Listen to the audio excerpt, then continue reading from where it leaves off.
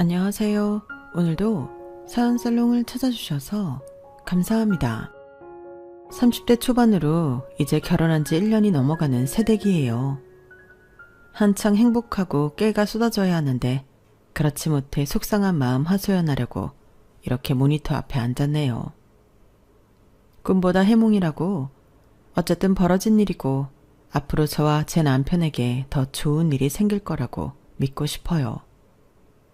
그래서 용기 내서 사연을 전하니 부디 끝까지 들으시고 질책보다 차라리 속 시원하다고 그래도 남편이 제 편이라 다행이라는 위로의 말씀 해주셨으면 좋겠습니다. 저는 대학교 동아리에서 지금의 남편을 만났어요. 처음엔 그냥 편한 친구였죠. 그런데 어느 순간부터 다르게 보이는 거예요. 물론 그동안 서로 다른 연인들과 사귀고 헤어짐을 반복하면서 이렇게 괜찮은 사람을 왜 몰라보는 거지? 싶은 생각이 저나 남편의 머릿속에 서서히 자리 잡고 있었던 거죠. 그날도 그랬어요. 제가 전 남친과 헤어져 술 한잔 하자고 불렀거든요.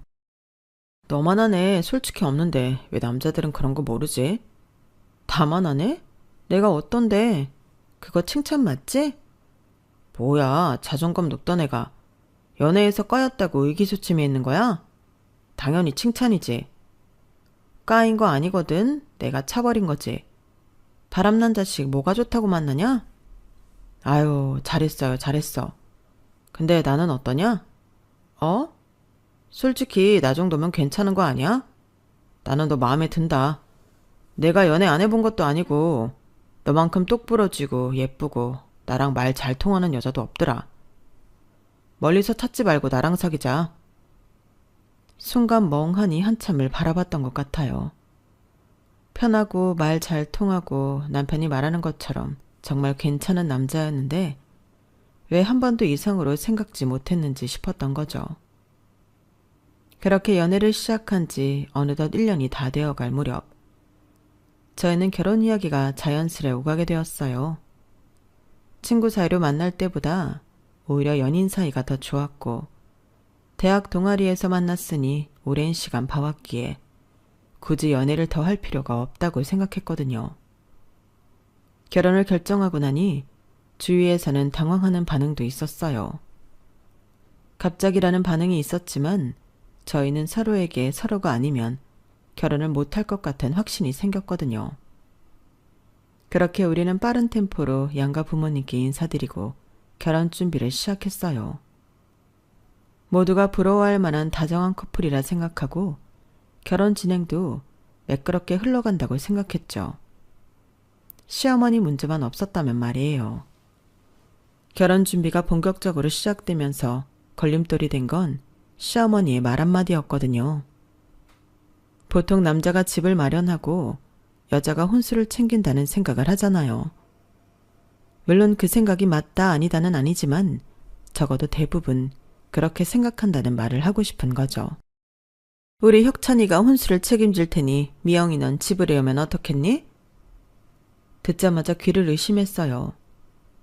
물론 제가 부모님께 물려받은 집이 있긴 하지만 그걸 혼수로 가져간다는 생각은 해본 적 없거든요.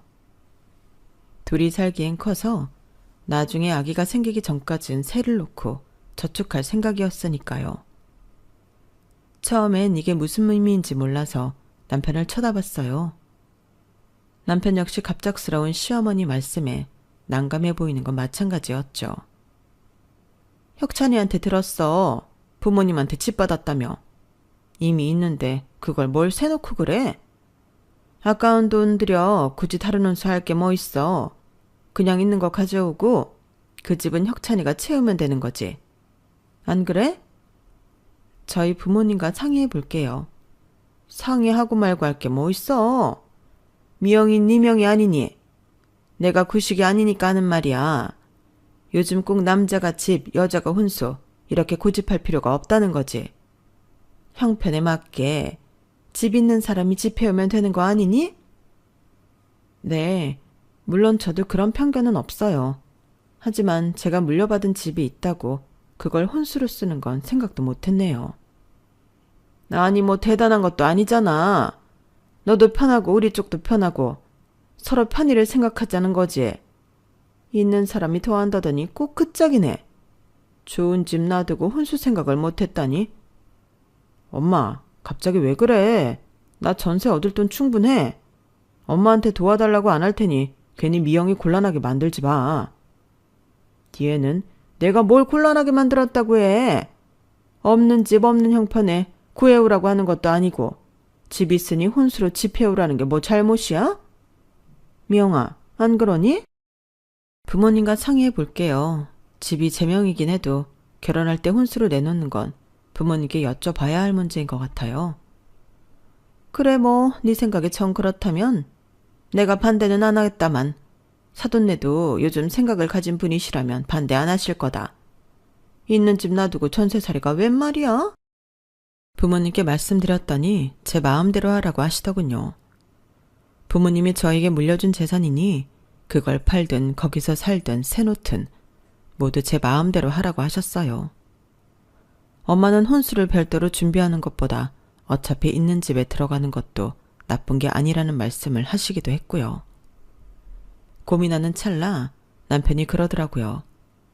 내키지 않으면 안 해도 되니 고민하지 말라고요. 그리고 혹시 그 집에 들어가 산다면 자기가 전세자금으로 사용하려던 돈을 리모델링 비용으로 내놓는다고 했죠. 가전, 가구의 부분 리모델링까지.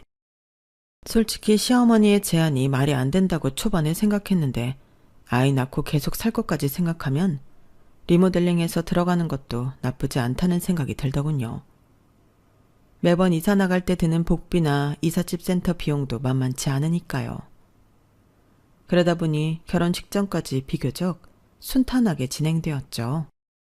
내가 요즘 세대니까 이런 아이디어도 내는 거지. 옛날 같았으면 어땠겠니? 가끔 이렇게 생색 아닌 생색 내시는데 기분이 묘하기도 했어요.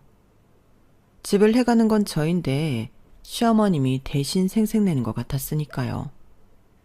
그래도 그땐 그냥 다른 시댁보다 합리적이라고 느끼는 걸 좋아하시는 분이라고 생각했어요. 남편과 크게 대립할 일도 없었고 신혼집 인테리어에 시간을 보내며 이렇게 결혼 준비가 생각보다 쉽게 끝나는구나 생각했으니까요. 결혼하고 나서 얼마 지나지 않아 신혼집으로 시댁 식구들을 초대했어요. 신혼집을 리모델링하고 누군가를 초대하는 건 처음이라 인테리어에 대해 칭찬을 듣고 싶기도 했고 우리 부부가 한 가정을 이루었다는 걸 공식적으로 보여주고 싶기도 했던 거죠. 음식은 제가 직접 준비한 것도 있고 남편과 함께 주문한 것도 있었지만 진짜 중요한 건 분위기라고 생각했어요. 저도 나름대로 기대에 부풀어 있었거든요. 아기자기하게 꾸민 거를 보시면 신혼집 같은 분위기로 시어머니도 같은 여자니까 예쁘다고 해주실 거라는 마음이 컸어요. 그런데 막상 시어머니가 오시자마자 집에 대한 칭찬보다는 다른 이야기를 하시는 거예요. 시세가 꽤 오르겠네. 혁찬이한테 듣던 것보다 위치가 더 좋아. 역세권이라고 해서 사실 말만 역세권이지 걸어서 한 10분 가야 한다고 생각했거든. 그런데 아니네. 역에서 내려서 5분이니까 도착해. 진짜 역세권인지 아닌지 보려고 일부러 지하철 타고 왔다니깐. 그때 살짝 당황했어요. 오자마자 꺼내신 말에 살짝 마음이 불편해진 거죠. 신혼집이고 리모델링도 막 한 집인데 시세말을 꺼내는 게 거북하더라고요. 집을 팔 생각도 없는데 시어머니는 은연중에 매매나 투자 같은 뉘앙스를 풍기시는 것 같았거든요. 미영아, 여기 역세권이라더니 생각보다 방도 크고 구조도 잘 빠졌네. 시세 떨어질 걱정은 없겠다, 얘. 네, 뭐 여기 가까우니까 편하긴 해요. 투자가 목적이 아니고 거주가 목적인데 시세는 상관없죠. 여기 팔고 다른 데 살 곳이 있는 것도 아니고. 그냥 하는 소린데 뭘 그렇게 민감하게 받아들이니? 나중에 큰돈 필요할 수도 있는 거고. 리모델링도 잘 해놨겠다. 매매할 때 시세보다 더 주고 팔 수도 있다는 소리도 못하니 얘는? 무서워서 농담도 못하겠다. 이렇게 죽자고 달려들면. 엄마, 우리 여기서 계속 살 건데 매매할 때 시세, 그런 얘기는 왜 계속해? 그래, 누가 뭐래? 나는 궁금해서 물어본 거야. 안 팔면 그만이지. 괜히 말 꺼낸 사람 무안하게? 남편이 말하지 않았으면 제가 한 번 더 말하려 했는데 남편이 가운데서 중재를 하더라고요. 그러자 시어머니는 오히려 저희를 나무라시며 저희 부부가 예민하다는 형식으로 몰아가셨죠. 시어머니가 오기 전까지만 해도 가족이 되었다는 설레임, 신혼집에 대한 로망 등이 한데 모여 즐거운 식사자리를 생각했다가 마음이 상했어요. 그래도 준비한 음식을 먹고 좋은 시간 보내고 하루를 마무리하고 싶은 마음이 컸는데요. 시어머니는 그런 거 하나도 상관없는 듯 하시더라고요. 시동생의 의사 면허를 저희가 결혼식 할 무렵 땄거든요. 시어머니는 집 이야기가 끝나니 시동생 면허 딴 이야기를 시작하며 온통 그쪽으로 분위기를 몰아가셨어요. 결혼 축하에 대한 분위기가 아니라 의사 자격증을 따낸 시동생이 얼마나 대단한지 감탄하는 자리가 된 거죠. 여기 아파트 세대수도 꽤 있지 않아? 오면서 보니까 단지가 크던데. 나중에 병원 개원할 때 이런 대단지 끼고 하면 좋겠다 얘. 아니 그래? 도련님, 병원 개원할 예정이세요? 아니요. 아직은 인상경험 쌓는 게 더 좋죠. 배워야 할 것도 많고. 우선 병원에 페이닥터로 가려고요. 페이닥터 해봤자 뭐 몇 년이나 하겠어. 힘들게 의사 되었는데 남 밑에서 일해야겠어? 병원 개원 곧 할 거니까 너희도 곧 그런 줄 알아라. 찬우 개원하는데 우리가 알고 있을 게 뭐 있어. 병원 운영하는 것도 사업이라 쉬는 것도 아니고. 우선 잘 배우고 실력 쌓는 게 먼저지. 찬우는 너랑 달라서 야망도 있고 머리도 있어서 배우는 거 금방이야. 걱정할 걸 걱정해야지. 도련님, 의사 면허 딴 거 축하드려요. 앞으로 배워야 할 게 더 많겠지만 화이팅이에요. 앞으로 배울 게 뭘 많다고 해. 다 학교에서 배웠는데. 우리 찬우가 원래 실전에 더 강한 애라 금세 배운 거야. 결국 그날 가족 모임은 저희 결혼 축하에 대한 이야기는 하나도 없었어요. 제가 은근히 돌려가며 한마디 꺼냈다가 본전도 못 찾았죠. 신혼집들이 왔으니까 세제며 화장지 사온 건데 그걸 꼭 들어야 하냐고 저를 피곤한 사람 대하듯 시어머니가 말씀하셨거든요. 그 말 듣고 딱 깨달았어요. 괜히 긁어 부스럼 만들지 말고 빨리 비위 맞춰서 내보내자고요. 오가는 말이 길어봤자 머무는 시간만 더 길어질 테고 그래서 득될 게 없다는 걸 몇 마디 주고받으며 깨달은 거죠. 그렇게 집들이가 끝난 뒤 남편을 보는데 살짝 시무룩한 듯 처져 있더라고요. 아마 시어머니가 은연중에 시동생과 비교하며 남편을 깎아내린 게 마음에 걸렸겠죠. 사람이 빈말은 못한다고 제 앞에서도 그렇게 남편에게 말할 정도면 평소 어떤 대우를 받고 살았는지 그려질 정도였으니까요. 그래서 그냥 말없이 남편을 안아줬어요. 제 기분도 이런데 정작 남편도 형으로 결혼까지 했는데 집들이 자리에서 동생만 치켜 세우는 걸 보는 느낌이 얼마나 별로일지 짐작이 갔으니까요. 며칠 뒤 남편과 함께 시댁에 들렸을 때 시동생이 동네 중앙병원에서 페이닥터로 들어갔다는 이야기를 들었어요. 저는 내심 처음부터 규모 있는 큰 병원보다 차라리 중소형 병원에서 운영 노하우를 배우는 게 낫겠다고 생각했죠. 그거 좋은 선택인 것 같아요. 대형 병원은 적응하기도 정신없고 월급도 안정적일 거 아니에요. 아유, 모르면 아무 소리 말아라. 그게 다 돈이 없어서 그러는 거야. 안 그러면 내가 벌써 병원 하나 차려줬을 텐데 괜히 남 병원에서 고생만 시키니 내 맘이 편하지 않다. 엄마는 무턱대고 병원만 차리면 뭐해. 간호사 관리도 해야 하고 병원 하루 돌아가는 시스템도 알아야 하는데 못해도 남 밑에서 3년 이상은 해봐야 하는 거지. 찬우는 괜찮다는데 엄마가 옆에서 그런 말하면 괜히 바람 빠지고 그러니까 그러지 마. 얘는 내가 뭘 어쨌다고 그래. 너도 자식 낳아봐라. 뭐든 해주고 싶은데 그러지 못하는 부모 마음을 알아? 돈 있으면 내 병원 차릴 수 있는데 남 밑에서 남 돈 버는 거나 도와주는데 그걸 보는 부모 맘을 네가 알 리가 없지. 모르면 가만히 있는 거야. 저와 남편 생각과 다르게 시어머니는 한숨만 쉬시며 말끝마다 집에 돈이 있으면 걱정 없이 개원시켜주는데 이런 말만 반복하는 거예요. 그런 말씀에 남편이 괜히 시동생의 허파에 바람 넣지 말라고 직접적으로 말했는데 오히려 핀잔 만들었죠. 페이닥터 되라고 지금껏 네 동생 고생한 거 아니라고요. 그러면서 집안을 일으킬 의사가 있으면 뭐하냐는 말씀도 하시더라고요. 집안 형편이 이 모양이라는 식으로 볼멘 소리만 반복하셨죠. 그때 문득 그런 생각이 들더군요. 미묘한 불안감이 싹 트는 순간이었어요. 제가 물려받은 아파트가 있고 남편과 시어머니 역시 그 사실을 아니까 시어머니가 돈 없으니 아들 개원을 못 시킨다고 한탄하는 게 꼭 저 들으라고 하는 소리 같더라고요. 저는 정말로 우리 집을 노리는 건 아니신지 하는 걱정이 들기 시작했죠. 하지만 그날 집에 갈 때까지 그런 말씀이 없으셨어요. 그래도 긴장의 끈을 놓을 수는 없었는데요. 제 기우라는 생각이 어느 순간 들더군요. 결혼 생활이 1년을 채우려는 시점까지 이렇다 할 말씀이 없으셨거든요.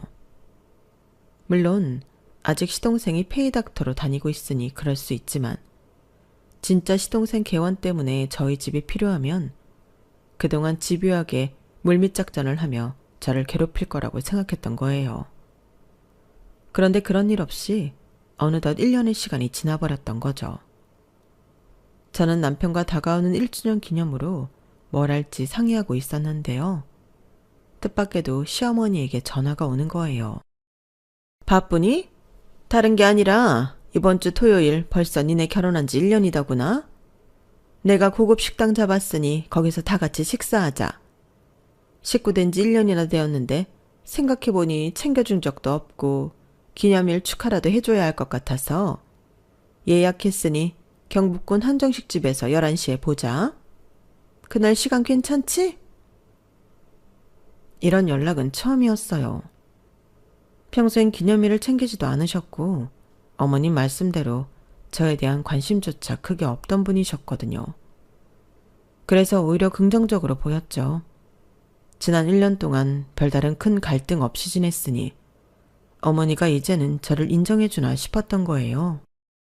엄마가 뭐래? 식당 예약했다고 토요일날 식당으로 오래. 엄마가? 좀 의외네. 지금까지 한 번도 그러신 적 없는 분이. 나도 놀랍긴 한데 어머님답지 뭐. 음식 잘 못하시는데 해준다고 했으면 오히려 불편하고 그랬을 텐데. 종종 밥 사주신 적은 있으니까. 그래, 뭐 그렇게 생각하면 이상할 것도 없네. 저만큼이나 놀란 남편이더라고요. 그럴 수 있다고 넘기려는데 남편의 마지막 말이 자꾸 귀에 남는 거예요. 이상할 게 없다는 그 말이요. 그런 이야기를 들으니 저 역시 마음 한켠에선 무슨 꿍꿍이가 있는 게 아닐까 하는 걱정이 들기 시작했죠. 하지만 좋게 생각하기로 했어요. 결혼 1주년이 다가온다고 특별하게 어머님께 말씀드린 적도 없는데 기억하고 챙겨주시는 그 마음만 고맙게 받자고 말이에요. 좋은 식당에서 다 함께 맛있는 식사를 하고 1년간의 결혼 생활을 축하받는 자리라면 얼마든지 좋은 이벤트라고 생각했던 거죠. 그렇게 저희는 결혼 1주년 당일을 손꼽아 기다리게 되었습니다. 토요일 막상 식당에 도착해보니 이미 시어머니가 자리를 잡고 계셨어요. 시동생 역시 어머님 옆에 자리를 잡고 앉아 환한 얼굴로 손을 흔들더군요. 저는 속으로 좋은 분위기에서 식사를 할 수 있다는 생각에 안도의 한숨을 내쉬었죠. 오늘은 시어머니가 시동생 이야기로 주제를 이끌어 나간다고 하더라도 결혼 1주년인 저희 축가 자리라고 대놓고 말해야겠다는 생각도 했어요. 신혼 집들이 때 앙금이 아직도 남아있던 거죠. 아유, 우리 미영이 왔어? 벌써 가족이 된 지 1년이라니 세월 참 빠르구나. 내가 바빠서 이것저것 챙겨주지 못해 미안해. 그동안 살갑지 않은 시어머니 밑에서 고생 많았다? 환하게 맞아주시는 시어머님 말씀에 순간 마음이 뭉클해지더군요. 시동생이 형이 여자친구가 생겼다고 말했던 게 엊그제 같은데 벌써 결혼 1주년이라니. 자신도 빨리 자리 잡고 결혼하고 싶다고 너스레 떨며 웃더라고요. 신혼집 생활은 어때? 네가 이야기해봐. 엄마가 해주는 밥보다 마누라가 해주는 밥이 더 맛있지? 확실히 엄마가 해주는 밥보다 미영이가 해주는 밥이 더 맛있어. 그건 거짓말 못하겠다. 미영이가 요리에 재능이 있나 봐. 녀석, 빈말에다도 엄마 밥이 더 맛있다 그립다 그러는 거야. 그래도 잘 사는 것 같아 보기 좋네. 미영이 너는 어때? 회사 일 하면서 살림까지 하느라 힘들진 않니? 힘들긴요. 이 사람이 많이 도와줘요. 그리고 뭐 혼자 살 때도 집안일은 했는걸요. 오히려 퇴근하고 집에 갔을 때 혼자가 아니라 기다리는 사람이 있으니까 더 든든해요. 제 걱정과 다르게 온전히 결혼 1주년을 축하하는 자리로 맛있게 식사하며 기분 좋은 시간을 보내고 있었어요. 저는 시어머니가 살갑게 말 붙이는 게 어색하면서도 싫지 않더라고요. 멀리서 일부러 챙겨주시러 왔구나 싶은 생각이 들면서 괜한 걱정했나 싶었으니까요. 남편 역시 시어머니 태도에 조금 놀라는 것 같았지만 웃으면서 장단을 맞췄어요. 그렇게 가족들의 일상적인 이야기를 하며 어느덧 식사가 거의 마무리되고 있었어요. 그때 시어머니가 갑자기 식탁 밑에서 케이크 상자를 꺼내시더군요. 내가 케이크 준비했어. 주방에 맡길까 했는데 생크림이 아니라 녹는 것도 아니니까 이렇게 짠 하고 주면 더 좋을 것 같아서 식탁 밑에 숨겨뒀어. 기분 나쁜 거 아니지? 아니요. 기분 나쁘긴요. 맛있는 식사 사주시는 것보다도 충분히 감사한데 이렇게 케이크까지. 와, 엄마. 언제 이런 걸 다 준비했어? 엄마 고마워요. 자, 우선 초부터 끄고 앞으로도 우리 가족 모두 행복하자. 어머님이 예약하고 가져오신 건지 꽃장식으로 예쁘게 된 케이크를 보자 순간 눈시울이 뜨거워질 뻔했어요. 겉으로 보이는 것보다 정이 많으신 분이구나 싶었거든요. 왜 사람 중에 태가 강해서 내 사람과 아닌 사람 구분이 있는 그런 사람 있잖아요. 그 태 밖에 있을 땐 뭐 이런 사람이 있나 싶지만 막상 그 안으로 들어가면 잘 챙겨주고 세상에서 제일 든든한 사람이 되는 그런 사람이 우리 시어머니라는 생각까지 할 정도로 정말 감동이었죠. 그런 것도 모르고 선입견을 가지고 나를 세웠던 시간들이 미안해질 정도였으니까요. 하지만 그건 아주 짧은 감동이었을 뿐이죠. 어때 미영아? 네, 뭐가요? 이렇게 온 가족 모여서 축하해주고 챙겨주는 시어머니 있으니까 좋지? 아, 네, 좋죠. 감사해요, 어머니. 함께 살면 이런 거 매일 해줄 텐데 어떠니? 네? 그게 무슨...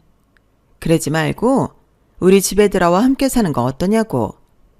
찬우는 매일 병원 일 때문에 일찍 나가고 늦게 들어오고 집에 사람이 없으니 썰렁해서 혼자 있기 싫다 얘. 그러지 말고 들어와 같이 살자. 엄마, 그게 무슨 말이야. 우리가 왜 거기 들어가 살아. 우리 결혼하면서 리모델링 싹 하고 들어온 거 알면서. 리모델링 했으니 집 팔더라도 더 비싸게 팔 거 아니야. 손해보는 장사 아닌데 뭘 그렇게 정색하고 그래. 내가 다 니네 생각해서 하는 소리야. 막말로 미영이 임신하면 애는 누가 보니? 출근하랴 살림하랴 지금도 바쁜데 거기에 애까지 낳으면 설마 오가는 시간만 1시간이 넘는데 나보고 매일 애 보러 출퇴근하라는 거 아니지? 나는 그렇게는 못한다. 그러니까 미리미리 준비하자는 거야. 우리 집에 들어와 같이 살면 편하잖아. 사돈 양반도 다 지방에 계셔서 애 보거나 산후조리 해주는 것도 힘들고 내가 다 해줄 거 아니야. 어때 미영아? 괜찮은 생각이지? 저희 걱정해 주시는 건 감사한데 안 그러셔도 돼요. 저 임신하면 일 그만둘 거예요. 다른 사람들은 집장만 해야 하니까 맞벌이로 바쁘겠지만 저희는 집이 있어서 갚아야 할 대출금이 있는 것도 아니라서요. 외벌이로도 충분히 저축하고 살 수 있어서 애 낳아도 제가 키우고 감당할 거예요. 그러니 어머님 걱정 안 하셔도 돼요. 그래? 그럼 네가 우리 집 들어와서 나 좀 모시고 살아라. 네? 왜? 내가 어려운 말 했어? 시어머니가 며느님 모시고 산다고 같이 살자 하는데 싫다며. 그럼 네가 나 모시고 살면 되잖니. 1년 동안 우리가 몇 번이나 만났는지 너 기억하니? 그게 가족이니 남이니? 남도 우리보다 더 자주 만나겠다. 이게 다 니네가 멀리 살고 직장 다니며 바쁘니까 그런 거 아니야.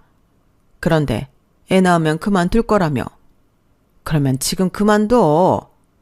그리고 우리 집에 들어와 살아라. 나도 며느리한테 공양 좀 받아보자. 엄마, 뜬금없이 무슨 소리야. 더위 먹었어? 자식한테 공양받는 것도 아니고 며느리가 무슨 죄라고 미영이한테 그래? 나랑 이야기해. 됐어, 넌 빠져. 너랑 무슨 이야기를 해? 그지 미영이 명이잖아. 그러니까 미영이랑 이야기해야지. 저희 집이 제 명인 거랑 어머님 집에 들어가 사는 거랑 무슨 상관이라고 그러세요? 왜 상관이 없어? 너 우리 집에 들어와 살고 그 집 팔라는 소리잖아. 큰 집이 2개나 있을 거 뭐 있어? 네 말대로라면 집이 노후자금이나 마찬가지인데. 내가 지금 사는 집 나 죽으면 니네 줄게. 그러니까 지금 그 집 팔아. 왜 팔아? 언제 내 나와서 이사 갈 생각 말고 쭉 살라며. 이제 와서 그게 무슨 소리야 대체. 왜 그래? 잔말 말고 그 집 팔아서 찬우 개원하는데 보태. 그러니까 어머님 말씀은 제 집 팔아서 도련님 개원시키라는 거죠? 저희는 어머님 댁으로 들어가 어머님 모시고 살고요. 아니 뭐 꼭 그러라는 건 아니고 우리 가족을 모두 생각해서 그러자는 거지. 니네도 좋고 나도 좋고 우리 찬우도 좋잖아. 안 그래? 아니 도련님은 병원 잘 다니고 있잖아요. 왜 떡 줄 사람은 생각도 안 하는데 어머님이 욕심 부리세요? 야, 내가 욕심 부리는 게 아니라 니네가 생각이 없는 거야. 남 혼자 뒤치다거리만 하다가 허송세월 보내기 딱 좋아. 배울 게 있긴 뭐 있어? 그 환자가 그 환자지. 니네 집 시세가 이제 15억 넘는다며. 지금이 딱 팔 타이밍이야. 어영부영하다 괜히 집값 떨어져 후회하지 말고 내 말 들어. 엄마, 왜 이래? 형, 결혼기념일에 이게 무슨 말이야. 나 아직 배워야 할 게 많다고 말했잖아. 개원할 생각 없다고. 엄마가 차려줘도 됐다고 할 판에 형 집도 아니고 형수 집 팔아서 병원 차려달라는 게 말이 돼? 넌 가만히 있어. 엄마가 다 알아서 할게. 내가 알아보니까 10억 아파트 팔아봤자 크게 개원하는 것도 아니더만. 이것저것 장비 사면 건물 통째로 빌려서 운영하는 것도 아니고 기껏해야 한두 층이어서 물리치료실 만들어 운영하는 건데 뭐 힘들다고 1년 다니면서 배웠으면 됐어. 남전 일 그만하고 이제 네 일 해. 엄마가 다 알아서 할 테니까 넌 조용히 있어. 괜히 초치지 말고. 그 말을 듣는데 가슴이 쿵 내려앉더라고요. 왜 슬픈 예감은 한 번도 틀린 적이 없는지라는 가사말이 떠오르며 상황이 그저 우습더라고요. 처음에 쎄하던 그 예감이 맞았던 거죠. 어쩌면 1년 동안 잠잠했던 진짜 목적이 이거였나 싶었어요. 집값이 정점을 찍을 때 그 타이밍을 노렸던 거예요. 순간 도련님도 한통속인가 싶었지만 정색하며 아니라고 말하는 걸로 봐서 어머님의 편애가 불러온 욕심이라고 결론을 내렸죠. 엄마, 형수님 집까지 팔아서 병원 운영할 마음 없어. 내가 없는데 엄마가 뭘 알아서 한다는 거야? 하요, 남 좋은 일 시키면서 뭘 알아서 한다고. 지금 빨리 병원 열어서 돈 벌어야지. 좋은 기회 놓치면 후회해. 형수가 집 팔면 큰 돈 나오는데 누가 그 돈 가지고 튄대? 어디 엄한 데 투자해서 돈 날릴 위험성이 있어. 부자들은 병원 짓고 싶어도 가족의 의사가 없어서 못 짓는다는 판국에 준비된 의사 있는데 투자 좀 하는 게 뭐 힘들다고.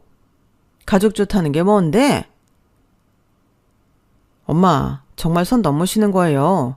그만하세요. 제 집이어도 앞으로 살 거 생각하면 안 파는데 왜 함부로 미영이한테 팔라고 강요하세요? 그럼 그렇지. 어쩐 일로 우리 1주년 챙겨주시나 했더니 결국 이걸 노리셨던 거군요. 저 이 집 팔 생각 없습니다. 너 뭐 하는 짓이야? 없으면 없는 거지. 케이크를 엎어? 미쳤어? 미친 건 제가 아니라 어머님이겠죠. 시동생이 아니라고 어머님을 말리고 남편이 화를 내도 어머님의 폭주는 멈출 줄 몰랐어요. 결국 이 집을 가지고 있는 건 저니까 제가 단판을 내야 끝날 것 같더라고요. 그래서 케이크를 엎어버렸어요. 케이크가 뒤집어지자 고급 식당 분위기는 당연히 아수라장이 되었죠. 초는 꺼지고 달콤한 크림은 사방으로 튀면서 어머니는 제가 제정신이 아니라며 분노에 찬 시선을 보내셨고요. 남편은 저를 말리려다 이내 체념한 듯 다시 자리에 앉았죠. 하지만 전 여기서 멈추지 않았어요. 제대로 마무리해야 같은 일이 반복되지 않을 거라는 게 눈에 그려졌기 때문입니다. 여보세요? 네, 저예요. 지금 들어와 주시면 될 것 같아요. 누구한테 전화하는 거냐? 지금 이 난장판에. 휴대폰을 꺼내들고 간단히 말하고 끊는데 시어머니는 이 판국에 어디로 전화하냐며 저에게 비아냥거렸죠. 그리고 잠시 후 식당 문이 열렸습니다. 아니, 부동산 아줌마가 여긴 어떻게 알고? 왜요? 못 오실 분이 오셔서 당황하셨어요? 어머님 저 모르게 대체 무슨 짓을 하고 다니신 거예요? 내가 뭐 어쨌다고? 아줌마, 괜히 가족 모임에 와서 분란 일으키지 말고 가세요. 제가 불렀어요. 어머님이 가라 마라 하실 건 아니신 것 같아요. 사장님, 죄송해요. 저한테 말씀해 주셨던 거 이 자리에서 다시 한번 말씀해 주실 수 있으세요? 부동산 아줌마는 약간 주저하는 듯한 표정으로 들어오셨지만 곧 차분하게 말씀을 하셨어요. 지난번 몇 번이나 여기 이 여자분이 저희 부동산에 몇몇 분들을 데리고 오셔서 시세가 어떠냐고 물으셨어요. 그리곤 며칠 전 여기 앉아 계신 남자분이 저희 사무소에 오셔서 형 집인데 곧 팔 거라 시세 파악을 하고 싶다고 말씀하셨고요. 그런데 등기부등본을 떼어보니 소유주가 김미영님이더라고요. 그래서 집주인 본인의 동의 없이 매물을 등록할 수 없다고 알려드렸습니다. 그냥 우리가 미리 물어본 것 뿐이지. 무슨 허위 매물이라고? 내가 없는 집 내놓는다고 했던 것도 아니고 내 아들 집 맞아요. 보셔서 아시잖아요. 글쎄요. 실소유주가 전혀 팔 생각이 없는데 제3자가 함부로 팔겠다고 광고하면 중개사 입장에선 곤란하죠. 허위 매물을 걸릴 수 있으니 저도 조심스럽게 대처할 수밖에 없었습니다. 형수, 오해예요. 엄마가 그냥 형 아파트라고 해서 형수님 동의만 받으면 되는 줄 알았어요. 아무래도 병원 개원하려면 큰돈이 필요한 건 사실이니까. 며느리 혼수로 들어온 거면 어차피 시댁재산 아니야? 큰돈 필요할 때 사용하면 되는 거지. 뭔 생색을 이렇게나 내는 건지. 소유주 동의 없이 매물을 등록하면 처벌될 수 있습니다. 다신 찾아오지 마세요. 부동산 아줌마가 단호하게 말하고 이만 가보겠다는 말을 한 후 방을 나가셨어요. 시어머니 입꼬리가 파르르 떨리는 게 보이더군요. 어처구니 없었던 건 방금 전까지 아니라고 발뺌하던 시동생도 어머님과 한패였다는 사실이었죠. 입을 떼려는 찰나 남편이 먼저 시어머니를 향해 단호하게 말했습니다.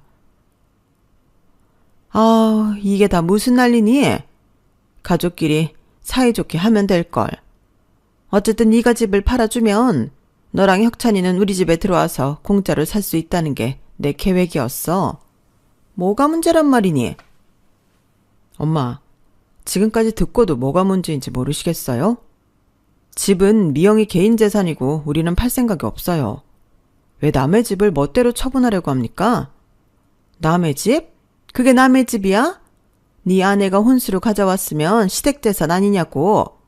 내가 구식이라지만 이건 예로부터 내려오는 상식이야. 게다가 너희가 우리 집 들어오면 난 늙은 몸으로 외롭지 않고 너희도 집세 아낄 수 있고 이보다 더 윈윈이 어딨니? 저기 어머니, 그 논리는 대체 어디서부터 시작된 건지 모르겠네요. 혼수로 집을 제공한 건 결혼 전부터 제가 살던 집을 신혼집으로 쓰겠다고 서로 합의했기 때문이잖아요.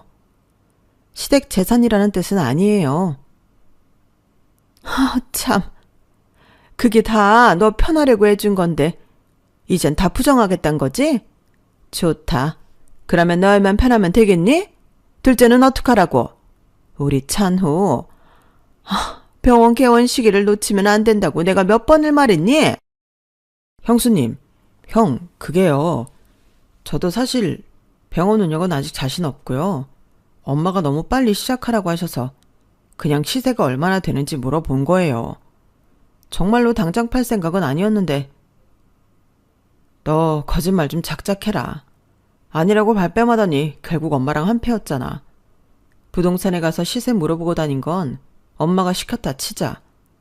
너도 기회만 되면 집을 판 돈으로 병원 차릴 생각이었으면서 똥인지 된장인지 구분도 못하고 엄마 손바닥 위에서 춤을 췄으면 지금쯤 정신 번쩍 들어야지.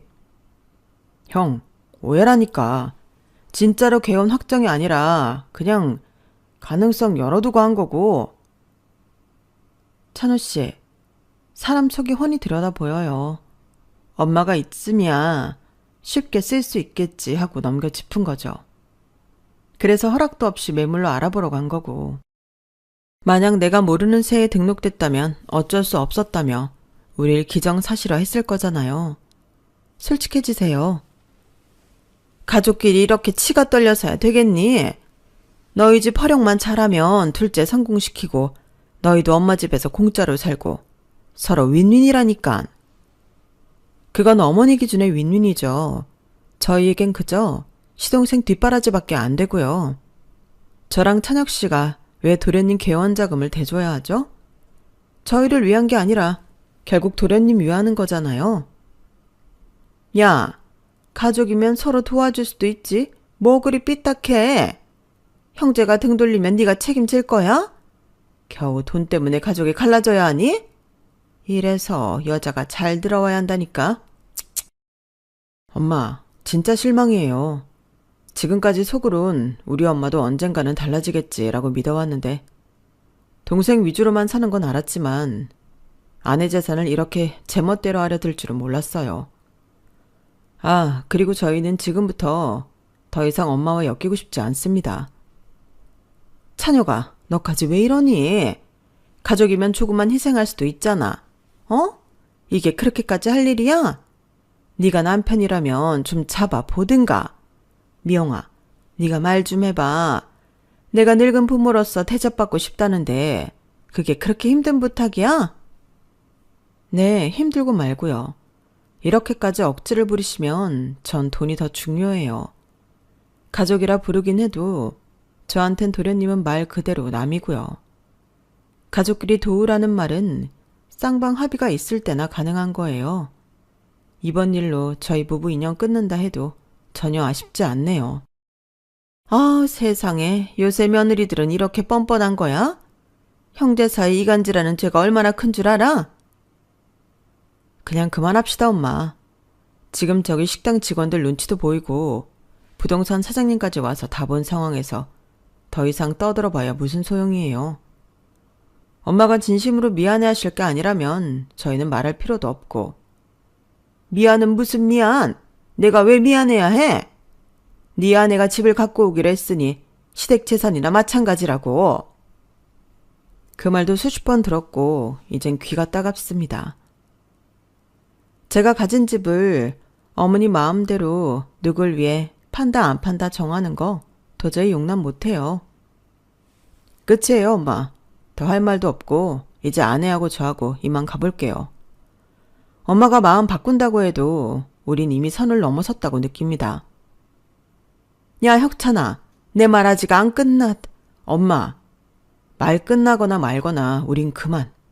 잘 계세요. 형수님, 잠깐만요. 이런 식이면 나중에 정말 어색해진다고요. 어색해지기 싫으셨다면 처음부터 제 아파트를 유치하게 탐내지 않았어야죠. 이미 늦었네요, 도련님. 가자, 여보. 더 할 얘기도 없네. 제 말이 끝나기 무섭게 남편이 저를 잡아 이끌며 자리에서 벌떡 일어났어요. 시어머니는 끝까지 가족끼리 이럴 거냐며 소리를 질렀지만 이미 분위기는 다시 되돌릴 수 없는 상태였죠. 식당 직원들이 들어와 케이크 조각과 크림이 잔뜩 튀어 엉망이 된 테이블을 치우려 어쩔 줄 몰라 하는 모습이 어렴풋 보이더군요. 시동생은 한 손으로 이마를 짚고 고개를 떨구고 있었고 시어머니는 이 상황이 믿어지지 않는다는 듯 악다구를 쓰고 있었죠.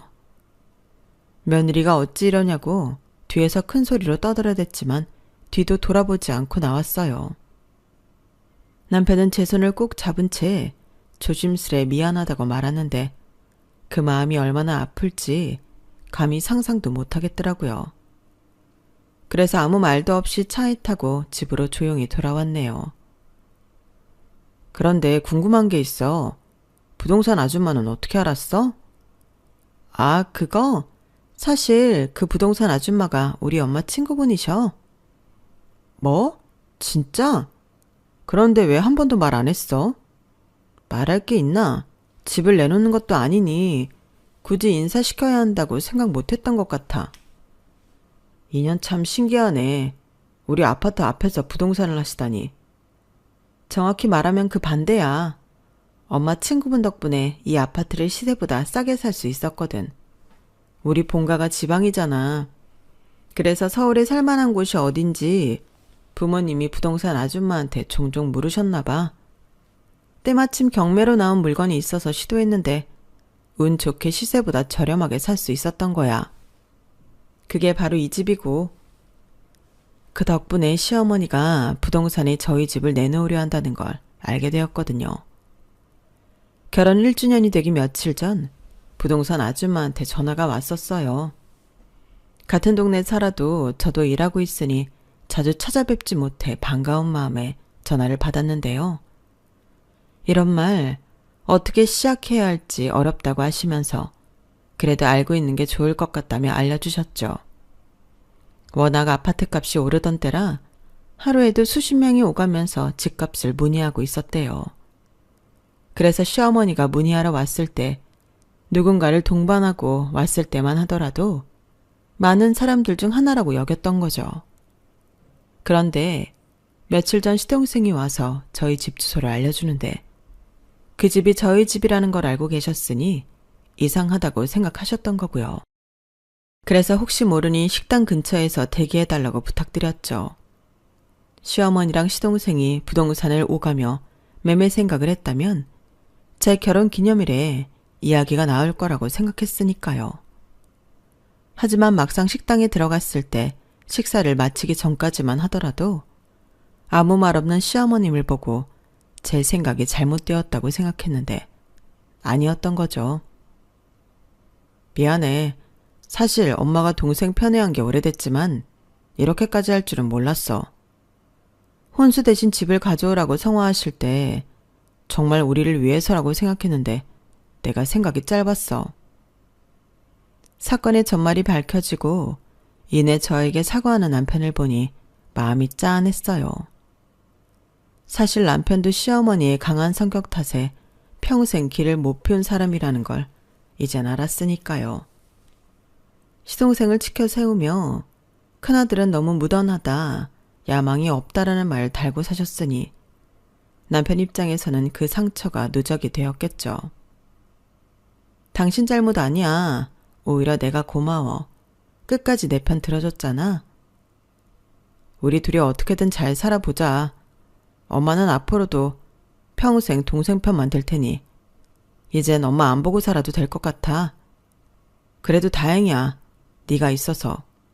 네가 없었다면 나 이런 용기도 못 냈을 거야. 고마워. 그런 남편을 꼭 안아주었답니다. 며칠 후 시댁에서는 별 연락이 없었어요. 결국 시어머니가 우리 집을 팔아 시동생 병원 개원 자금을 만든다고 난리치더니 완전히 무산된 후 잠잠해진 거죠. 들리는 소문으로는 시동생이 시어머님 성화에 못 이겨 다니던 중형병원을 그만두고 개원을 알아보려 했었나 봐요. 근데 그게 무산되니 다시 병원에 취직하려 알아보는데 경력이 없으니 받아주는 곳이 없어 더 작은 동네 병원으로 자리를 옮겼다고 하네요. 시어머니는 저희 집을 팔고 개원할 때 투자를 받을 양산으로 여기저기 투자자들까지 불러들였던 모양인데 일이 틀어지는 바람에 얼마 없던 인맥까지 정리된 것 같고요. 결국 시어머니는 단신 욕심 때문에 큰아들 내외도 잃고 도련님이 다니던 그나마 좋은 병원마저 그만두게 된 거죠. 그 모든 화근이 자신 때문이라는 걸 깨닫는 날이 올지 모르겠지만요.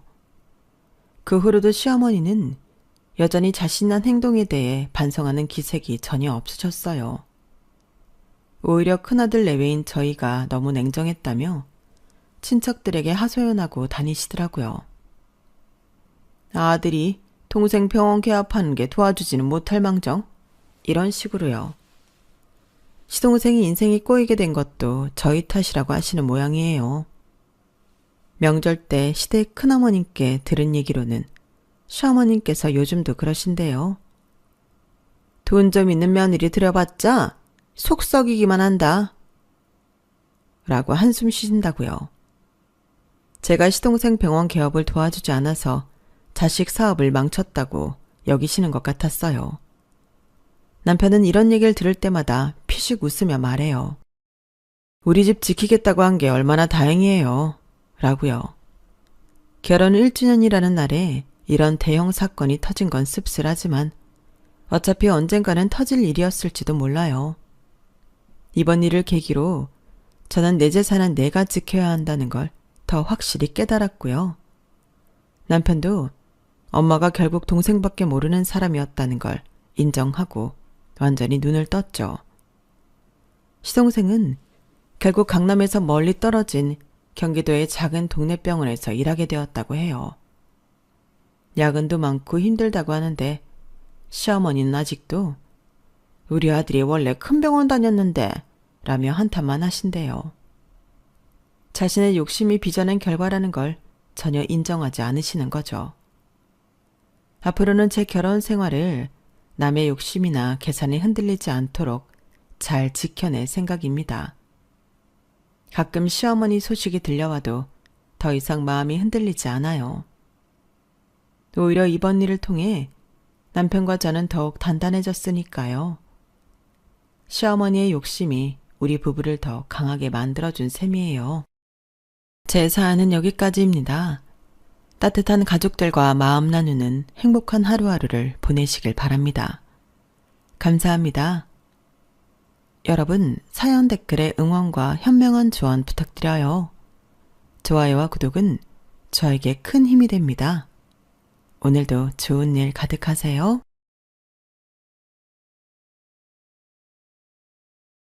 안녕하세요. 오늘도 사연 살롱을 찾아주셔서 감사합니다. 저는 일산에서 신혼생활을 하다 현재는 서울에서 지내고 있는 30대 여성입니다. 저는 결혼 생활 2년 만에 극적으로 남편과 설득 끝에 합의 이혼하고 자유의 몸이 되었어요. 그리고 제가 이혼하게 된 이유에는 당연히 남편 때문이긴 하지만 원인을 따져본다면 시어머니 탓이 큰데요. 저희 시어머니는 아들 사랑이 참 유별나신 분이셨어요. 뭐 세상의 부모들이라면 당연히 자기 자식이 제일 귀하실 텐데 내 자식이 귀하다고 남의 자식은 안 귀한 게 아니잖아요. 그런데 시어머니는 꼭 그런 사고를 갖고 계신 사람처럼 저에게만 유독 까칠하신 분이셨는데 아무리 좋게 생각하려고 해도 도저히 참을 수 없어 이혼까지 하게 되었어요. 뭐 당연한 소리겠지만 남편이라도 정신 똑바로 차리고 중간 역할을 잘했으면 이혼까지는 하지 않았을 수도 있는데 애석하게도 그건 제 바람일 뿐이었죠. 모전자전이라고 결혼 전에는 몰랐는데 결혼하고 한 입을 덮고 살아보니 둘이 똑같은 사람이었어요. 그리고 제 입장에서 가장 짜증나는 게 있었는데 둘 다 나는 하기 싫고 제 손을 빌어 혹은 제 돈을 이용해서 자기들한테 좋은 일을 하고 싶어 했죠. 제가 또 그런 건 못 참는 성격이거든요. 세상에 누가 같이 손해보는 것도 아니고 일방적으로 손해를 보고 싶어 하겠어요. 그런데 남편과 시어머니는 그걸 며느리 도리 혹은 효도라고 말하며 거의 일방적으로 부인 덕, 며느리 덕을 보려고 했던 사람들이었는데요. 그건 저라는 사람을 너무 만만하게 본 거죠. 아니면 저를 감사하게도 착하게 봤던 것 같은데 유감스럽게도 저는 그런 사람이 아니거든요. 당하면 똑같이 갚아줘야 성미가 풀리고 자기 잘못을 모르는 뻔뻔한 인간을 보면 꼭 지 잘못을 깨닫게 해줘야 두 다리 쭉 뻗고 잠을 잘 수가 있었는데 하필이면 결혼 생활이 그 모양이 될 줄은 상상도 하지 못했어요. 그리고 시어머니야 잘못된 모정에 삐뚤어졌다고 쳐도 남편까지 그런 말도 안 되는 억지를 부릴 줄은 꿈에도 몰랐는데 어쩌겠어요? 받았으니 돌려줄 수밖에요. 그래서 똑같은 방법으로 이혼하고 현재는 새로운 삶을 살고 있는데 지금부터 그 이야기를 여러분들에게 들려드릴까 합니다. 저랑 남편은 처음 지인의 소개로 만나게 되었어요. 나이 차이는 궁합도 보지 않는다는 4살 차이였는데 저희는 처음 만났을 때도 어색한 건 하나도 없이 금방 친해질 수 있었어요. 저도 별로 낯을 가리지 않는 성격인데 남편 역시 구김살 하나 없이 처음 보는 제 앞에서도 말을 잘했는데 지금 생각해보면 어떤 설레임보다는 친숙함으로 다가왔던 것 같아요. 그리고 전화통화를 하게 되면 1시간은 기본이었는데 둘 다 30대의 나이였던 터라 곧바로 좋은 마음으로 만남을 시작하게 되었어요. 연인 사이가 된 이후에도 저희는 마치 한 5, 6년 연애를 한 사람들처럼 자연스러웠는데 그래서 잘 모르는 사람들은 저희가 만난 지 오래되었다고 생각하더라고요. 그만큼 서로 죽이 참 잘 맞아 데이트는 늘 즐거웠고 그렇게 2년 3개월 조금 넘긴 뒤에 누가 먼저랄 것도 없이 결혼 생각을 하게 되었어요. 왜 그즈음에 나이가 되면 친구들도 동료들도 하나둘 시집장가를 가잖아요. 그러니 우리도 거기에 휩쓸리지 않을 수가 없었죠. 무엇보다 그때는 저나 그 남자도 결혼하면 그 누구보다 우리가 제일 잘 살 것만 같았는데 자만심이라고 해도 어쩔 수 없지만 자신이 있었어요. 그래서 낯간지러운 프로포즈 이벤트는 없었지만 우리는 결혼을 약속하게 되었는데요. 둘 다 모은 돈을 오픈하니 고만고만 한 것 같아 대세에 맞춰 반반 결혼을 하기로 했어요. 그리고 양가에 인사를 가게 되었고 그때 처음 시어머니를 뵙게 되었는데요. 시어머니의 첫인상은 그냥 전형적인 어머니상이었죠. 전업주부라고 하셨는데 그저 한평생 살림만 하셨다고 하더라고요. 그리고 겉모습에도 그게 느껴졌는데 지금까지도 일을 하고 계신 저희 엄마와는 뭔가 느낌부터가 확연하게 다르긴 했었죠. 그리고 남편이 둘째이자 막내였는데 남편 위로는 5살 많은 누나가 있었고 누나는 시집을 가서 캐나다에 살고 있다고 들었어요. 원래 외국에 나가 사는 게 꿈이었다나요? 그래서 시어머니에게 품 안의 자식은 남편밖에 없었고 딱 봐도 아들 사랑이 남다르신 것 같더라고요. 하지만 그때는 그걸 대수롭지 않게 생각했어요. 저희 부모님도 저를 사랑하는 마음이 있으시니 자연스러운 일이라고 생각했거든요. 굳이 따지자면 표현의 정도가 다르다고 생각했는데 그게 아니었죠. 게다가 시어머니가 홀어머니도 아니고 당신 남편이 있었기 때문에 그냥 원래 그런 스타일이라고 여기며 크게 생각하지 않았는데 결혼 준비를 하는 과정에서도 조금씩 그 아들을 향한 사랑은 나타났던 것 같아요. 다만 제가 정신이 없고 바빠서 그걸 인지하지 못했을 뿐이었는데, 저도 그렇고 남편도 직장이 서울이라 처음에는 전세를 가더라도 서울에 신혼집을 구하려고 했거든요. 하물며 둘 다 서울에 살았기 때문에 서울을 떠나 산다는 건 상상도 하지 못했던 일이었는데, 서울의 집값은 더 상상도 하지 못한 일이었어요. 전세도 많이 있지도 않았지만 전세 보증금 자체도 매매하는 돈과 크게 다르지 않았거든요. 그러니 돈에 맞추다 보니 어쩔 수 없이 서울이 아닌 서울 외곽 경기도 쪽에 밀려가게 되었는데, 시어머니가 무슨 일이 있어도 서울에 살아야 한다고 더 알아보라고 하셨어요.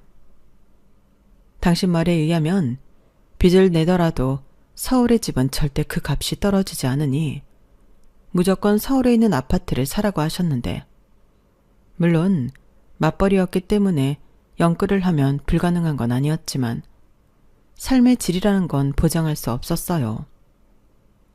벌어서 집 대출 갚는데 거진 다 쓰고 공과금 내고 생활비 쓰면 여유 자금은 꿈도 꾸지 못할 것 같았거든요. 하지만 시어머니는 젊어서 고생은 사서도 하는데 그딴 게 뭐가 중요하냐고 영끌을 부추기셨고, 당신께서 직접 알아보셨다며 매매 물건도 몇 개 소개해 주셨어요. 그리고 남편도 가급적이면 서울이 좋지 않겠냐며 집을 살 거면 영끌을 하더라도 서울집을 사자고 했는데, 돈 자체도 차이가 많이 나고 무엇보다 서울 집보다 훨씬 싼 가격의 아파트인데 평수도 집 컨디션도 너무 차이가 나서 일산의 30평대 아파트를 대출을 조금 끼고 구입하게 되었어요. 솔직히 일산 집도 아주 싸다고는 할 수 없었는데 제 딴에는 동네의 인프라와 환경 같은 걸 따져서 고른 집이었어요. 근처에 버스 정류장은 물론이고 바로 앞에 지하철역이 있었는데, 그러니 저희 두 사람의 출퇴근도 용이했죠. 물론 시간 자체는 30분 정도 늘어났지만 저희는 충분히 그 정도는 감수할 수 있었거든요. 게다가 저희 두 사람의 회사가 있는 지하철역까지 환승할 필요도 없었는데, 이만하면 어지간한 서울의 아파트 못지않게 장점이라고 생각했어요. 그리고 자차로 움직일 때 역시 고속도로 진입하기도 어렵지 않았는데, 근처에 어린이집, 유치원, 초중고까지 조금씩만 움직이면 다 있어서 얼마나 살지는 모르겠지만 아이를 낳는다고 해도 여러모로 빠지지 않았어요. 여차해서 집을 판다고 해도 손해는 보지 않을 거라고 확신했거든요. 그래서 저는 남편을 설득해 그 집을 매매하게 되었는데, 그때는 잘 캐치하지 못했지만 시어머니의 아쉬움이 컸던 것 같아요. 그도 그럴 게 이건 나중에 안 사실이지만 시어머님이 추천한 매물들이 전부 시어머니 집과 그다지 멀지 않은 곳들이었는데요. 아마도 저희들을 당신과 멀지 않은 곳에서 살게 하고 싶으셨나 보더라고요. 그런데 일산으로 가게 되었으니 당신 생각에 엄청 멀리 떨어졌다고 생각하셨는데, 제가 일부러 노린 것이 아니었지만 어쩌다 보니 천만다행인 일이 되었죠. 그래서인지 결혼하고 반년 정도는 저희 집에 오시지도 않고 방해 없이 달콤한 신혼생활을 즐길 수 있었는데요. 도저히 시어머니 입장에서는 안 되겠는지 한 번은 택시를 타고 저희 집에 놀러를 오셨어요. 그러시면서 "아우, 우리 이쁜 며느리 보러 왔지?" 라고 마음에도 없는 거짓말을 하셨는데, 막말로 시어머니가 왜 저를 보러 저희 집에 오셨겠어요? 당연히 당신 아들 보시러 오셨겠죠. 그래도 저 기분 상할까 싶어 하신 선의의 거짓말이니 저도 웃으며 속아드렸는데요. 문제는 살림만 하셔서 그런지 저희 집 상태가 눈에 거슬리셨나 봐요. "여기 바닥에 걸레질 안 하니? 마루가 얼룩덜룩 하잖아. 그리고 그 차질구레한 것들은 왜 다 나와 있는 거니? 이러면 정신이 하나도 없지. 어머, 이 컵 좀 봐. 이 안에 잘 닦은 거야? 여기 뭘 먹었는지 검은 게 묻어있다. 니들 아무리 신혼이라고 해도 그렇지 집에 신경 좀 써라. 이렇게 잔소리를 하시기 시작했는데 말씀은 니들이라고 하셨지만 저를 보고 하셨어요. 젊은 부부들이 그렇겠지만 저희 집도 남편과 제가 집안일을 같이 하거든요. 그리고 자연스럽게 제가 밥을 하면 남편이 설거지하고 제가 빨래를 하면 남편이 청소기를 돌리고 밀대로 걸레질을 하는데 시어머님이 지적하신 것들은 전부 남편이 한 것들이었어요. 그런데 제가 제대로 못했다는 듯 시어머니에게 혼이 나니 저는 자연스럽게 남편에게 눈을 흘겼는데요. 마침 그걸 또 시어머니에게 들켜서 저 혼자 뜨끔했어요. 그리고 제가 화장실을 다녀오는 사이 냉장고를 벌컥 여섰는데 그땐 얼마나 당황했는지 몰라요. 어머 이게 뭐야? 뭐 전부 인스턴트야? 그리고 반찬 가게에서 반찬 사 먹니? 그러면 여기에 예쁘게 덜어서 먹어야지. 이렇게 플라스틱 용기에 그대로 두면 어떡해? 너 시집 왔으면 살림해야 하는 건데 이렇게 몸에 안 좋은 것들만 내 아들 먹이고 있었니? 시어머니는 그때부턴 아예 대놓고 저에게 화를 내시는 듯 무서운 눈으로 저를 쳐다보셨어요. 그러니까 이쁜 며느리를 보시러 온 게 아니라 며느리를 잡으러 오신 거죠. 엄마 그만해. 무슨 사감 선생님도 아니고 우리도 바빠서 그러지. 그리고 냉장고는 우리 둘 다 집에서 거의 밥을 안 먹어서 그래. 왜 집에서 밥을 안 먹어? 그럼 니들은 계속 밖에서 사 먹었다는 거야? 회사가 바쁘면 저녁도 먹고 야근도 하지. 그리고 이 근처에 먹을 데도 많아서 그냥 둘 다 힘들면 나가서 한 끼 사 먹고 오고 그래. 괜히 이것저것 재료들 사다 놓고 못 먹으면 그거 다 버려야 하잖아. 으이그 말이나 못하면 너 언제부터 이렇게 엄마한테 따박따박 대들었어? 엄마 서운해지려고 한다. 너 혹시 우리 아들 잡고 사니? 아니요. 어머니도 참 저 전혀 그렇지 않아요. 그냥 둘 다 일하니까 집안일은 같이 하거든요. 제가 할 줄 아는 게 많이 없어서 그런 건데 차근차근 배울게요. 저 요리하는 거 싫어하지 않아요. 어제도 저희 장 봐서 떡볶이 해 먹었는걸요. 뭐? 떡볶이? 너는 떡볶이가 밥이니? 아, 장가 가기 전에는 맨날 내가 갓 지은 밥에 갓 끓인 국에 영양 밸런스 다 맞춰서 먹였는데 이러면 안 돼. 죄송해요. 앞으로는 신경 쓸게요. 그래. 그리고 네가 아까 둘 다 일하니까 집안일도 같이 한다고 했나? 예, 그거 아니야. 남자가 무슨 살림을 하니? 네 거 전부 네 살림인데 네가 해야지. 재밌지 마. 힘들어도 해 안 울어? 우리 며느리. 내가 무슨 말 하는지 이해했지? 저는 시어머니의 말에 표정 관리가 되지 않았어요. 시어머니의 말은 제 살림이니 남편한테 시키지 말라는 뜻이잖아요. 그리고 그걸 이해했냐고 확인사살까지 하시니 네라고 할 수도 아니요라고 할 수도 없어서 애를 먹었어요. 그러자 그때는 남편이 나서서 이제 그만하고 나가서 맛있는 거나 먹자고 화제를 돌렸는데 시어머니는 아들이 하는 말이라 그런지 금방 얼굴 색을 바꾸고 당신 아들 팔짱 낀 채 저희 아파트 단지를 나서셨어요. 그러자 남편이 근처 구경도 시켜드리고 뭐 드시고 싶냐고 물으며 시어머니를 챙겼는데 그 두 사람을 따라가는 저는 무슨 무술이도 아니고 기분이 묘하더군요. 그럴 거면 둘이 나가서 먹고 저는 집에서 라면이나 끓여 먹으면 딱 좋겠다 싶었어요. 하지만 시어머니가 모처럼 일산까지 오셨는데 그럴 수는 없었고 맨날 먹는 한식은 싫다고 하셔서 샤브샤브 집으로 가게 되었어요. 그런데 샤브샤브 집이 뷔페식이었거든요. 자기가 원하는 재료를 가져다 자유롭게 만들어 먹는 그런 시스템이요. 그런데 그렇게 살림을 잘하신다는 시어머니는 손 하나 까딱하지 않으셨고 저만 자리에 엉덩이도 못 붙이게 이거 가져와라 저거 가져와라 하시며 입으로 모든 걸 해결하셨어요. 한 번에 시켜도 되는 건데 일부러 나눠서 시키시는 것 같더라고요.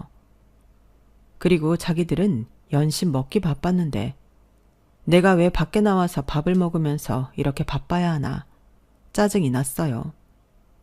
그래서 어느 순간부터는 자기야, 나도 좀 먹자. 이제부터는 자기가 좀 움직여. 하고 저도 먹기 시작했는데요. 그때 시어머니가 저를 찌릿하고 노려보셨어요. 하지만 사람 많은 곳에서 차마 싫은 소리는 못 하시겠는지 하시며 헛기침을 하셨는데 제가 눈치가 없는 게 아니라서 알았지만 모른 척 시치미를 뗐어요. 그러지 않고서는 기껏 나와서 외식했는데 저는 이따 정말로 라면을 끓여 먹어야 했거든요. 그러니 차마 그런 열받는 일을 만들고 싶지 않아 시어머니를 시킬 수 없어 남편을 시킨 건데 아마도 시어머니는 그런 제가 못마땅하셨겠죠. 그래도 그땐 어쩔 수 없다고 생각했어요. 첫 단추를 잘 끼워야 나중이 편하다는 조언을 자주 들었거든요. 괜히 착한 며느리 되려다 호구 잡힌다고 끝까지 그럴 수 없으면 차라리 있는 모습을 그냥 다 보여주라고 했는데 저도 그 말이 맞다고 생각했어요. 그래서 처음 몇 번은 뜨아해도 전부 과정이라고 여기며 넘겼는데 시어머니는 그렇지 않으셨나 봅니다. 어떡하든 저를 꺾어 자기 구미에 맞게 만들고 싶으셨나 본데 그러니 그때부터는 시어머니와 제 사이에 기싸움이 시작되었죠. 그중 가장 첫 번째는 멀다고 저희 집에 못 오시겠다고 하시더니 그때부턴 일주일에 많게는 2번씩이나 저희 집에 오셨는데요. 전에는 택시비가 너무 많이 나온다고 하시더니 그냥 계속 택시를 당신 정용차처럼 타고 오셨어요. 그리고는 저 들으라고 당신 아들한테 이렇게 말씀하셨죠. 아들 이러면 안 돼. 이러면 너만 손해야. 사람들이 애처가 어쩌고 하는 거 사실 다 뒤로 놀리는 거다. 남자가 남자다워야지. 좀스럽게 와이프 챙기고 그러는 거 아니야. 엄마도 참 요즘 그런 소리 하면 큰일 나. 부부가 공평하게 살아야지. 그래야 나중에 더 뒷말이 없는 거 아닌가? 아니지. 나중에 애라도 태어나 봐라. 애가 그럼 아빠보다 엄마가 더 우위에 있는 줄 알고 네 말은 안 들을 거야. 너 애한테 무시당하고 싶어? 너는 엄마 하는 거 보고 자랐으면서. 그야 그건 엄마가 그러고 싶어서 그런다고 생각했지. 아빠가 시키는 건 아니잖아. 그게 누가 시킨다고 하는 거니? 그냥 하는 거고 원래 하는 거야. 에휴, 아무래도 우리 사부인이 밖에서 일하신다고 따님 교육을 잘 못하셨나 보다. 이런 건 원래 엄마가 가르쳐주는 건데. 어머니, 그 말씀은 좀... 그래, 이거 봐라. 내가 말하면 불편해지잖아. 그래서 친정엄마 역할이 중요한 건데 안타깝다 이 말이지. 오해는 하지 마라. 그래도 지금이라도 배워야지. 네가 가장을 잘 섬겨야 나중에 애 낳아도 애가 서열을 잘 챙긴다. 어머니, 서열이라고 하시면 혹시 아이가 제 위라는 말씀이신가요? 그럼 당연하지. 저는 그렇게 생각하지 않는데. 지금은 어머니 세대랑 좀 달라요. 여자도 능력 있으면 남자 못지않게 가장 역할도 하고 서로 누가 더 위하고 하는 게 아니고 평등한 관계인데 저희 사이는 저희가 알아서 할게요. 어머니가 혹여 제가 이 무시하고 함부로 할까 걱정돼서 그러시는 거면 저 안 그래요. 저는 최대한 웃는 얼굴로 제 할 말을 다 했어요. 그러자 시어머니는 뭐라고 반박하지 못하셨는데 입꼬리가 파르르 떨리는 걸 봐서는 심기가 많이 불편하신 듯 보였어요. 그래서인지 심술이라도 부리시고 싶으셨나? 앞으로 종종 자고 갈 테니 저더러 당신 방을 하나 만들어 놓으라고 하셨는데요. 그 말을 들었을 때 이건 아니다 싶었어요. 그런데 또 제가 나서서 뭐라고 하면 그땐 정말 부부간에 전쟁이 일어날 테니 남편에게 SOS를 쳤는데요. 제 마음을 10분 이해해 줄 거라고 생각한 남편이었는데 뭘 그렇게까지 하냐며 자기 엄마가 먼 길 와서 주무시고 갈 수도 있는 거 아니냐고 서운하다 하더군요. 저는 설마 남편이 이렇게 나올 줄은 몰랐어요. 그래서 답답한 마음에 친정 언니에게 전화를 했는데 친정 언니가 괘씸하다고 시어머니가 왔다 가면 자기한테 연락을 하라고 하더라고요. 자기도 똑같이 가서 제부를 괴롭혀주겠다고요. 어머 제부, 이거 좀 들어서 여기에 넣어라. 어머 이게 웬 얼룩이야? 제부, 밀대 가져와서 여기 좀 빡빡 문질러. 원래 이런 건 힘 있는 남자가 하는 거야. 제부, 우리 장 보러 갈까? 오늘 제부 있으니까 무거운 거 많이 사도 되겠다. 집에 갈 때 우리 집에 배달 좀 부탁해. 이렇게 복수를 해주겠다고 했는데 저희 언니 성격도 한다고 하면 하는 사람이라 정말로 그걸 다 했어요. 그러자 남편이 저희 언니가 온다고 하면 기겁을 했고 결정적으로 고은아, 시어머니가 방 하나 만들어 놓으라고 했다고 했나? 그거 좋은 생각 같아. 그럼 나도 오면 자고 가도 되잖아. 그거 빨리 만들어라. 라고 했는데 그 말을 듣자마자 남편이 저한테 그랬어요. 절대 방은 만들면 안 된다고요. 자기는 처형이 왜 저러는 건지 부담스럽고 불편하고 미칠 것 같다고 대놓고 말했는데 제가 피식 웃으면서 그랬죠. 그럼 나는 오죽 불편했겠니? 그러니까 알아서 중간 역할 잘해. 자기가 어떻게 하느냐에 따라서 우리 결혼 생활이 달라지니까. 이렇게 말했는데 속으로 얼마나 통쾌하고 친정언니한테 고마웠는지 몰라요. 그리고 언니의 맹활약으로 남편이 시어머니한테 전화해서 앞으로는 우리가 갈 테니 불편하게 집에 오시지 말라고 했는데요. 저는 그렇게 한 고비를 넘겼어요. 하지만 그게 끝이었다면 제가 이렇게 사연을 적어 보내는 일도 없었을 텐데요. 애석하게도 한 고비를 넘기니 다음 고비가 저를 기다리고 있었어요. 남편과 저는 시간이 날 때면 같이 동네 한 바퀴를 돌며 시간을 보내거든요. 커피를 한 잔 마실 때도 있고 맥주를 한 잔 마실 때도 있고 동네 조금 큰 슈퍼에 들러 군것질거리를 사오기도 하며 그것도 소소한 데이트라고 나름 의미 있는 시간을 보내는데 언제부터인가 남편이 동네에 부동산을 찾아다녔어요. 그리고 왜 부동산 앞에 금매 물건 같은 걸 붙여놓잖아요. 그걸 한참 보더라고요. 원래 부동산에 관심이 있는 사람도 아닌데 왜 저러나. 저는 그 이유가 궁금했고 남편은 그냥 봤다고 했어요. 요즘 우리 동네 집 시세가 어떤지 궁금했다나요? 그리고 한동안 남편은 저랑 산책하며 그렇게 금매 물건들을 유심히 봤는데 그때가 하필 저희 아파트가 많이 올라서 남편이 부동산에 관심이 생겼나 했어요. 그리고 참고로 서울의 시어머니가 콕 집어 사라고 했던 집들은 많게는 몇 억씩 값이 떨어졌는데 남편은 나중에 집에서도 핸드폰으로 저희 동네 집들을 검색하며 부동산에 관심을 보이더군요. 그리고 그해 명절에 저는 시댁에서 때 아닌 폭탄 선언을 듣게 되었는데요. 시어머님이 글쎄 당신이 살던 집을 세를 주고 저희 동네로 이사를 오신다고 하는 겁니다. 아니 그 동네가 몇 번 다녀보니까 공기도 좋고 덜 복잡하고 물가도 싼 것 같아서 좋더라고. 게다가 니들도 근처에 있으니 내가 오며 가며 들여다보기도 좋잖아. 내가 반찬 같은 거 하면 나눠줄 수도 있고. 어때? 니들도 좋지? 저는 시어머니의 말에 깜짝 놀랐어요. 그래서 그럴 생각이신 거냐 아니면 이미 다 정해진 거냐 재차 물어봤는데 남편이 벌써 저희 집 근처에 마땅한 금매 물건을 봐놨다고 하는 거예요. 그러니까 남편이 한참 동안 저희 동네 부동산 물건을 유심히 봤던 게 자기 부모님 집을 구해드리려 했던 거였고 제가 싫어할까봐 별일 아니다는 듯 저에겐 비밀로 했던 거죠. 그러면서 남편도 근처에 사시는 게 나쁘지 않을 것 같아서 그랬다고 했는데요. 정말 기가 막혔죠.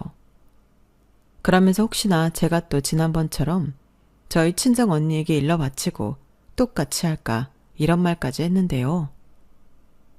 내가 생각을 좀 해봤는데 누나도 멀리 있고 나까지 엄마 아빠랑 떨어져 사니까 아무래도 엄마 아빠가 근처에 있는 게 안심이 될 것 같더라고. 그리고 챙겨드리는 것도 편할 것 같았는데 우리 서울집 갈 때마다 멀어서 고생하잖아. 이래저래 좋은 게 많다니까. 그러니까 자기야, 우리 좋게 생각하자. 그냥 근처에만 사는 것 뿐이야. 설마 처형한테 똑같이 이사 오라고 할 건 아니지. 이사 오는 게 쉬운 일도 아니고 처형은 애도 있는데. 그래서 일부러 나 몰래 이런 말도 안 되는 계획을 세운 거야? 솔직히 말해. 자기 생각이야, 어머니 생각이야? 왜 여기서 우리 엄마 얘기가 나와? 그야 당연히 내 생각이지. 자기 지금 무슨 생각해? 아이, 우리 며느리가 왜 이럴까? 너는 그렇게 우리가 근처로 이사 가는 게 싫으니? 서운하네. 그게요, 저도 이러고 싶지 않은데 어머님이 제가 하는 살림을 마음에 들어하지 않으시잖아요. 무조건 남편만 섬기라고 하시고. 그야, 그게 맞으니까 그런 거지. 아휴, 너 진짜 안 되겠다. 내가 옆에서 하나하나 가르쳐야지. 그거 봐. 며느리가 싫어할 거라고 내가 말했지? 지금이라도 취소할 수 있으면. 무슨 소리야. 이미 여기 집이며 그 집이며 다 계약이 끝났어. 우리는 가야 해. 그리고 그게 돈도 벌고 우리가 아들도 옆에서 보고 좋다니까. 아가, 너 애 안 낳을 거니? 그럼 애 봐줄 사람도 필요하잖아. 하물며 남보다는 할미가 낫지 않겠어? 그리고 너는 지금 명절에 그렇게 얼굴을 구길 일이니? 저는 시어머니의 말에 어이가 없었어요. 자기들이 명절에 뻥 하고 폭탄을 던져놓고 저더러 왜 얼굴을 구기냐고 하니 때려놓고 왜 아파하냐고 하는 것과 같았는데 그때 다른 친척들도 계셔서 차마 제가 어쩌지 못할 거라고 일부러 그때를 노린 것 같았어요. 그런데 제가 그때도 할 말을 다 하자 시어머니가 더 노여워하신 것 같았는데 어쩔 수가 없죠. 그게 제 진심인걸요. 그리고 그런 일은 당연히 저랑 상의하는 게 맞는 건데 어떻게 저만 쏙 빼고 자기들끼리 이럴 수가 있는 건지. 그때는 남편이 제일 미웠는데 그래서 남편이랑 한마디도 하지 않았어요. 한 침대 쓰는 것도 싫어서 방도 달리 썼죠. 그러자 남편이 이게 이렇게까지 할 일이냐며 자기도 기분 나쁘다고 성질을 부렸는데 그러라고 했네요. 지가 기분이 나빠봤자 저만 하겠어요.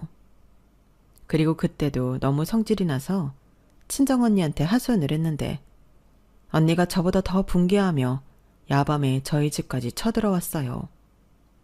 그러자 안방문까지 잠그고 그 인간이 숨었는데 저더러 치사하답니다. 누가 할 소리를요.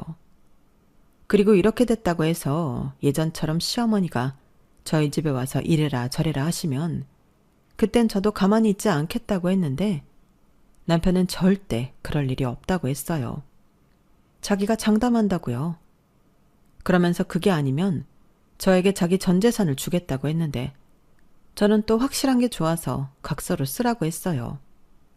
그러니까 남편은 갑자기 거들먹거리며 이딴 거 법적 효력도 없다고 몇 장이라도 써주겠다고 또 큰 소리를 쳤는데 그렇게 의미가 있는지 없는지도 모를 각서를 챙겨뒀어요.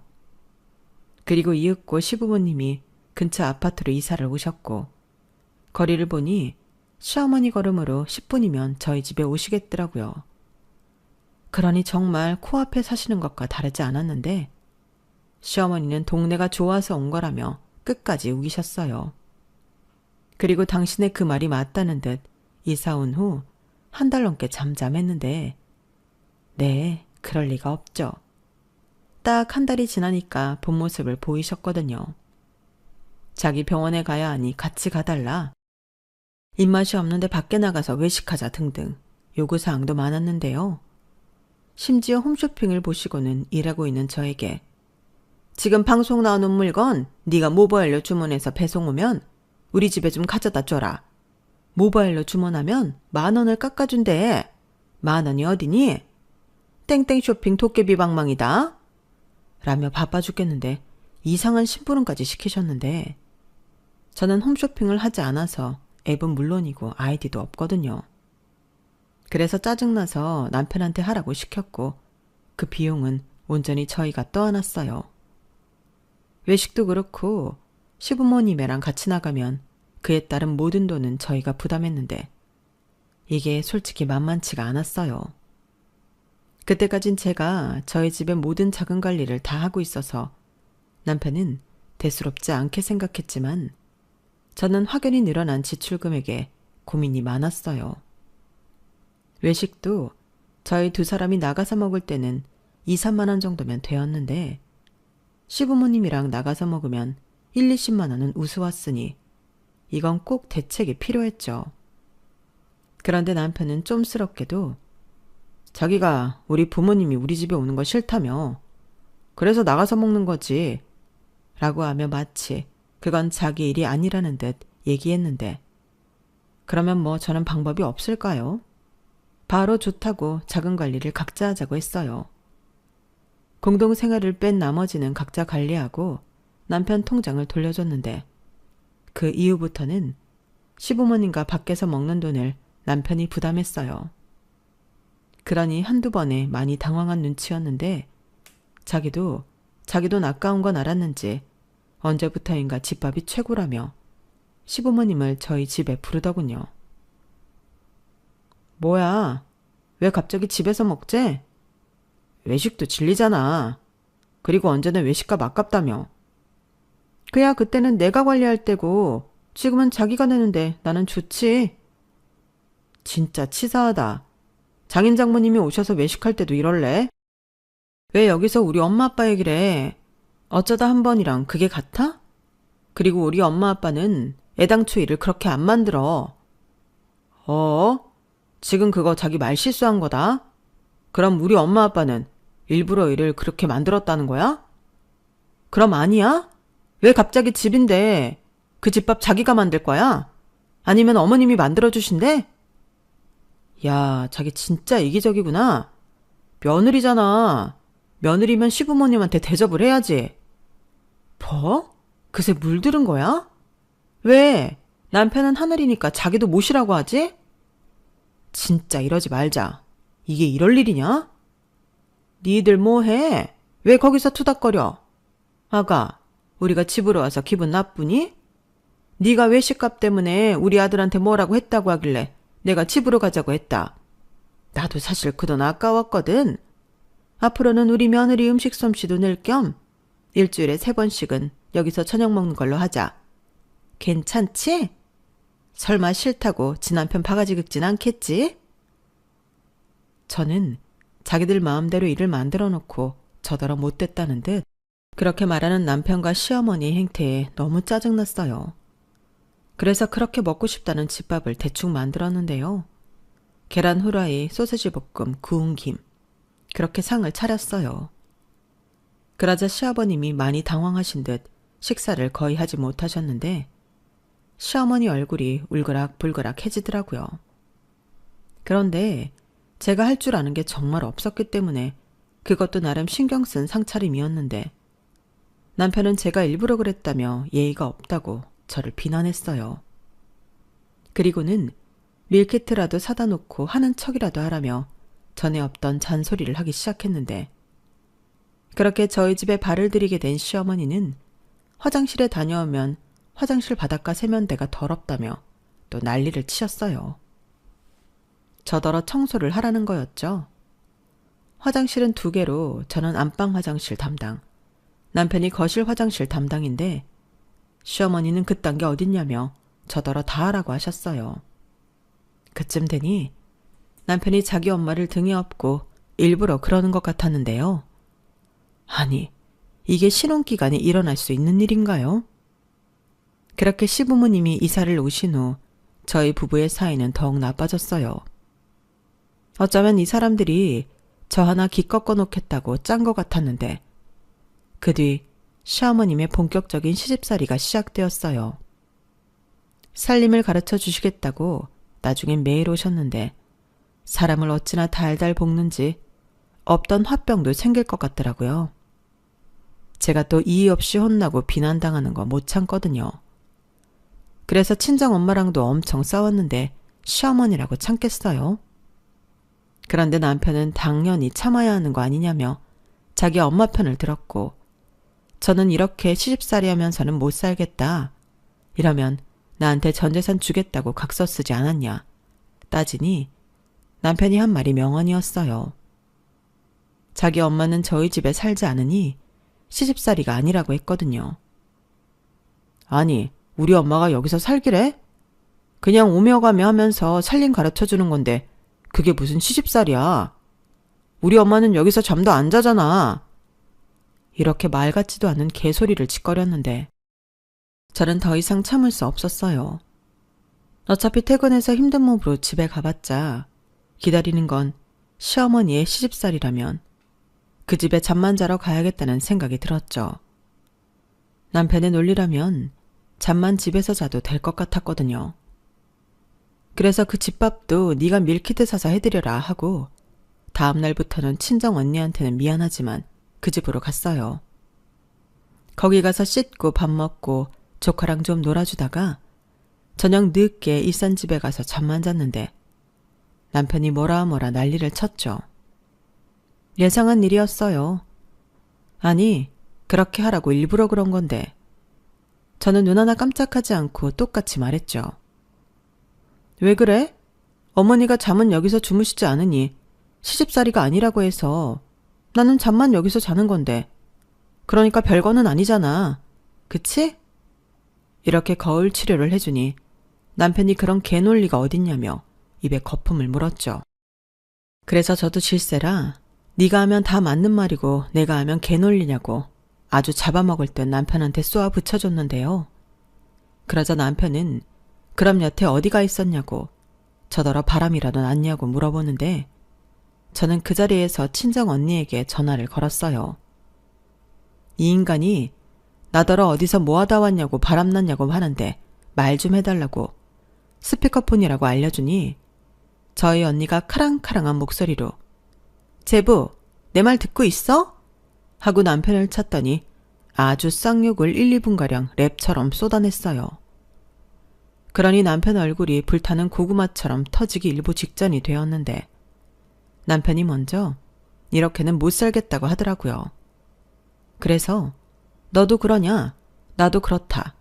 그럼 우리 이참에 이혼이라도 하겠냐고 제가 물으니 남편이 아주 기가 막혀 했는데 돌연 갑자기 저한테 너는 어떻게 그런 소리를 쉽게 하냐고 따지더군요. 자기가 먼저 저랑 못 살겠다고 했는데 왜 저한테 그런 소리를 하는 건지. 그리고 지도 양심이 있으면 저한테 한 짓을 생각이라도 하는 척은 해봐야 하는 거 아닌가요? 그런 생각까지 하게 된 저는 너무 억울했어요. 그래서 이대로는 도저히 넘어가고 싶지 않았는데 그래서 그때부터는 네가 이기나 내가 이기나 심리전에 들어갔죠. 그리고 저는 그 이후에도 잠만 집에서 잘 뿐 모든 시간은 친정 언니 집에서 보냈는데요. 언니와 형부에겐 민폐를 끼치는 것 같아 미안하긴 했지만 저도 달리 다른 방법이 없었어요. 다행히 저희 친정 언니는 제 말을 듣고 이왕 한번 시작했으니 끝을 보라고 도와주겠다고 했는데 그렇게 일주일 정도 지나니 어느 순간부터 집안의 모습이 달라져 있더라고요. 한마디로 시어머니의 흔적이 저희 집에서 사라졌는데요.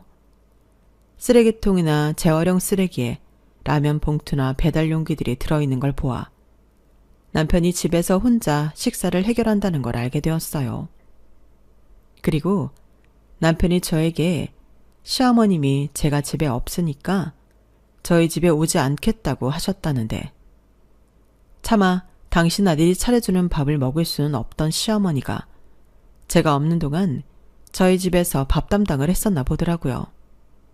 그런데 생각해보니 이게 지금 멀쩡히 자기 집 두고 뭐하는 짓인가 싶었고 남편더러 자기가 졌다며 저더러 그만하라고 했다는데 남편은 꼴에 자존심이 상해 저한테 그 말을 하지 못했다고 합니다. 그러면서 다 이겨먹으니까 좋냐며 또 시비를 거는데 진짜 기분이 더러웠어요. 자기들이 먼저 시작한 일이었는데 왜 저한테 좋냐 마냐며 시비를 거는 건지 내가 그렇게 만만해 보였나? 이 일이 지나가면 다음에 또 어떤 걸로 제 속을 뒤집어 놓을까 별의별 생각이 다 들었는데 그러면서 제 안에는 한 가지 답만 정해져 있었어요. 2년을 사나 20년을 사나 이렇게 계속 저 하나를 찾겠다고 저 못난 모자지간이 덤비면 답은 이혼밖에 없다는 거였어요. 그럼 한 살이라도 더 젊을 때 하는 게 맞다는 생각에 이르렀고, 저는 남편에게 진지하게 갈라서자는 말을 건넸어요. 그러자 남편은 이혼이 그렇게 쉬운 거냐며 노발대발하기 시작했고, 그러게 왜 가만히 있는 사람을 계속 건드리면서 너랑 너희 가족 발밑에 두려고 했냐 따지니, 남편은 어이가 없다며 원래 그게 맞는 거라는 헛소리를 했어요. 아무리 잘난 여자도 시집을 갔으면 그렇게 사는 게 맞다고 하더라고요. 정말 그 말까지 듣는데 하루라도 빨리 이혼해야겠다는 생각밖에는 들지 않았는데, 그럼 그런 여자 만나서 재혼하라고 해줬네요. 그러자 자기는 얼마든지 새장가 갈 수 있다며 이혼녀 된 이후 생각은 안 하냐며 저를 뭘 모르는 여자 취급을 했는데, 그건 제가 알아서 하겠다고 했어요. 솔직히 요즘 세상에 저런 생각을 갖고 있다는 것도 특이하지만, 이혼했다고 여자가 손해보는 세상도 아니잖아요. 그런데 남편은 마치 이혼하면 여자가 훨씬 불이익을 받는다는 듯이 말을 했는데, 저는 더 보란 듯이 이혼해서 잘 살고 싶었어요. 그리고 자기는 얼마든지 새장가 갈 수 있다고 큰 소리 쳤지만, 요즘 여자들이 그렇게 바보들은 아니잖아요. 그런 생각을 가진 남편이나 아들 장가 보내놓고 품에서 놓지 못해 아들 사는 동네로 이사 오는 시어머니나 좋다 할 여자가 어디 있을까? 한번 당해봤으면 했는데, 저러다 남편은 시집을 왔으면 여자가 당연히 시부모님을 모시고 살아야 한다고 기야말 소리를 할 것 같았어요. 그러니 그 여자가 저는 되고 싶지 않았는데, 제가 이혼하겠다는 뜻을 굽히지 않자 남편이 살짝 주춤하더군요. 그러면서 저더러 쓸데없이 자존심 세우지 말라며, 자기가 저를 생각해 기본적인 예의와 효도를 한다면 자기도 저를 위해 시부모님을 자주 집에 오지 않도록 이야기를 하겠다고 했는데요. 기가 막혔죠. 그래서 예의와 효도는 뭐냐고 물으니 저희 생활비로 외식도 가끔 하고 제가 퇴근 후 정성스럽게 시부모님을 위해 밥을 하는 거랍니다. 그러면서 뭐 별거 없잖아. 이만하면 쉽지 않아? 라고 했는데, 그 쉬운 거 너나 실컷 하라고 했어요. 그리고 그 말에 더불어 그냥 니네 부모님 매일 오시라고 해. 그리고 외식을 하든 네가 밥을 하든 정성스럽게 모셔라. 엄한 남의 집 자식한테 니네 부모 효도시키지 말라고. 라고 쐐기를 박아버렸는데요.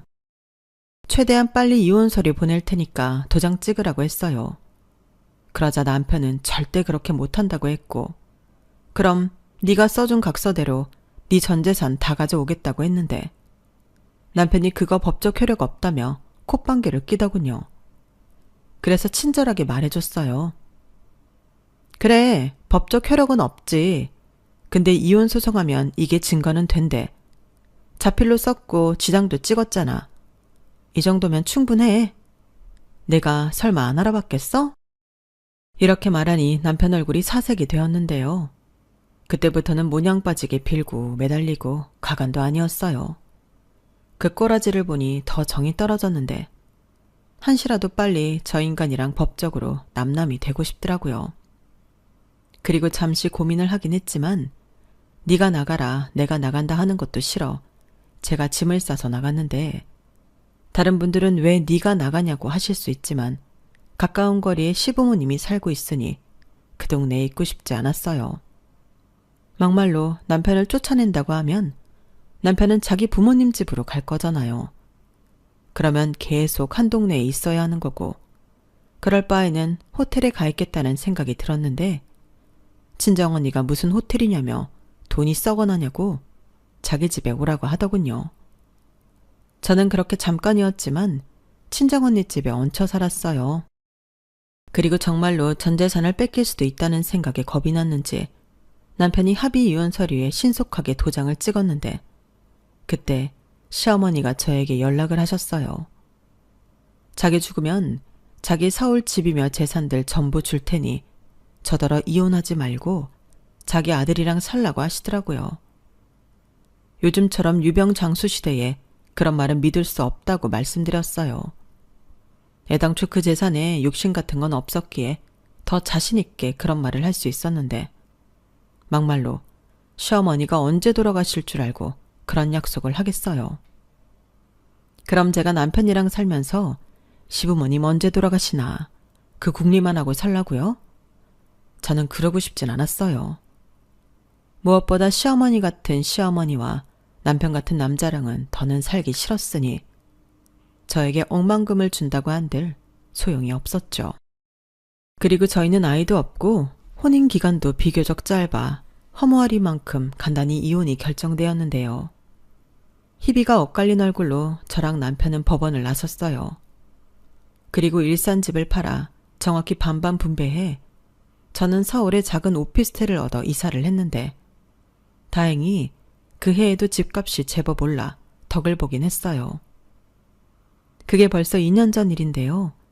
지금은 새로운 연애도 다시 시작했고 승진도 해서 전과는 비교도 할 수 없을 만큼 행복한 시간을 보내고 있답니다.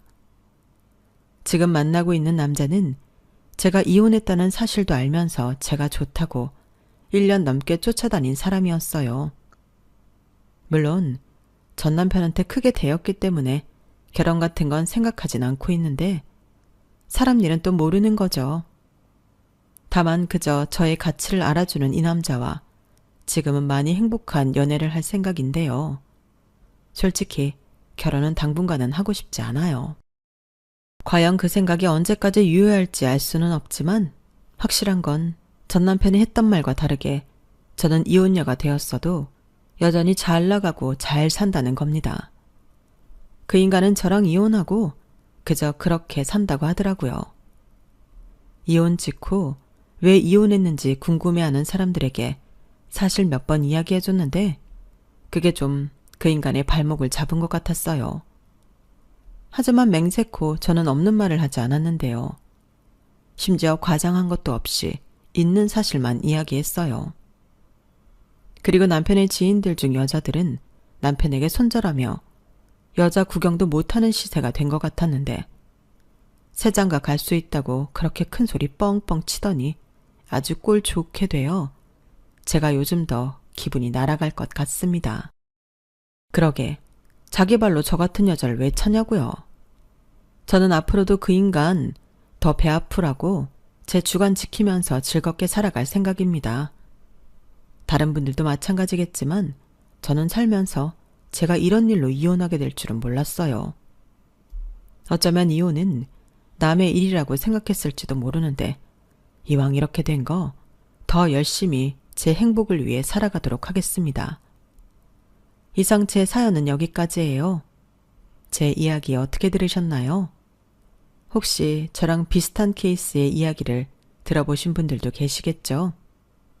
그만큼 세상이 변했다고 해도 아직도 구시대적인 사고를 가진 기성세대와 남자들이 많은데 하루빨리 그런 사람들에게도 현실을 직시하는 마법이 이루어지길 바라며 저는 이만 물러가겠습니다. 지금까지 제 사연 들어주셔서 감사해요. 늘 건강하시고 내 마음을 그리고 나라는 사람의 가치를 알아주는 사람과 백년해로 하시길 바라겠습니다. 안녕히 계세요. 여러분, 사연 댓글에 응원과 현명한 조언 부탁드려요. 좋아요와 구독은 저에게 큰 힘이 됩니다. 오늘도 좋은 일 가득하세요.